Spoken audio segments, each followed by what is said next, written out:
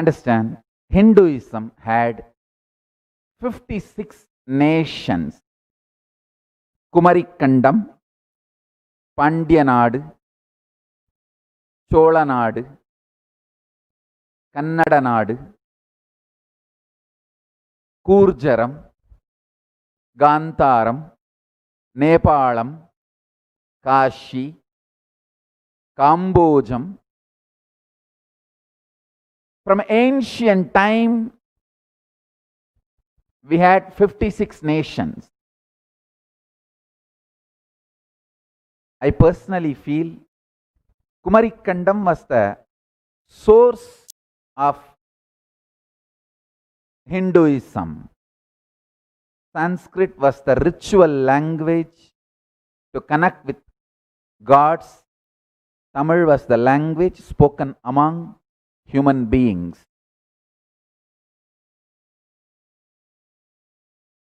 Both languages existed in Kumarikandam. In a way, I should say both had their purposes and complemented each other. So, from there, the 56 nations evolved. I also want to make sure that I put it on record. I am not saying those 56 nations are Hindu countries now. Many of them have become Islamic nations. Some of them have become secular. So, I am not saying any of them are or all of them are Hindu countries at present. I am saying there was a time Hinduism had 56 nations. And also I wanted to put it very clear on record. Kailasa does not claim any territory. Kailasa does not have any territorial claim on any of these 56 countries.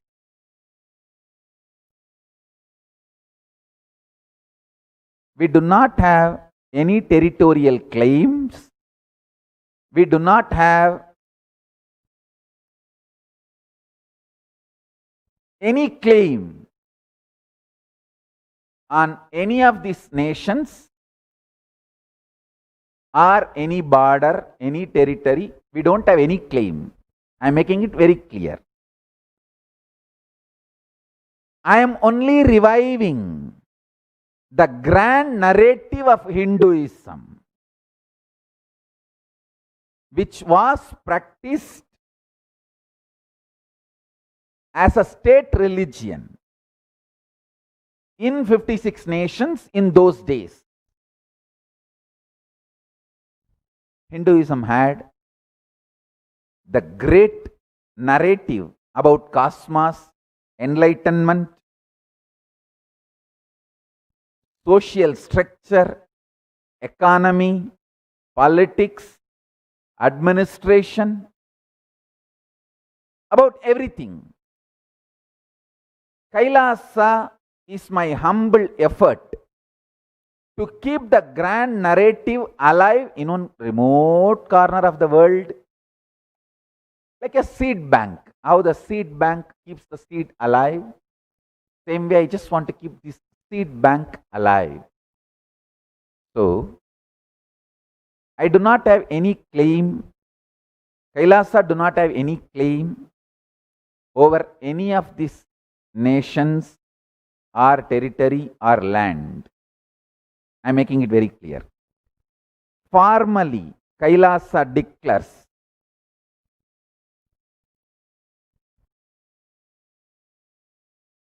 all the 56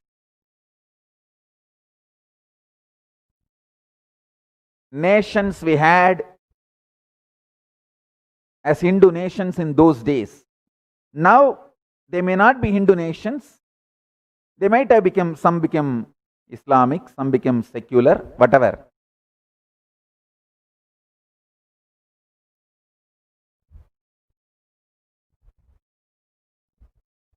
But we are reviving the heritage which was once passed off those country, the history of those countries. So I declare all those nations as most favored nation for Kailasa, for bilateral and trade formally.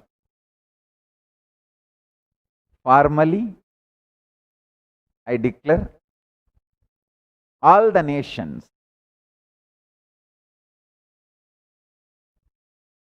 where Hinduism was state religion in those days, in some past. It may not be state religion now, but in those days, it was state religion. I am trying to revive now that tradition in one remote corner of the world, not in those countries. In one remote corner of the world. So I am making it very clear.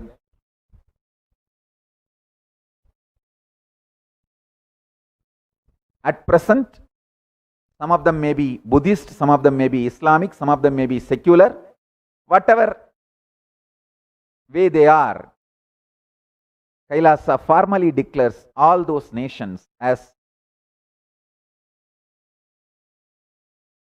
most favored nations for bilateral and trade.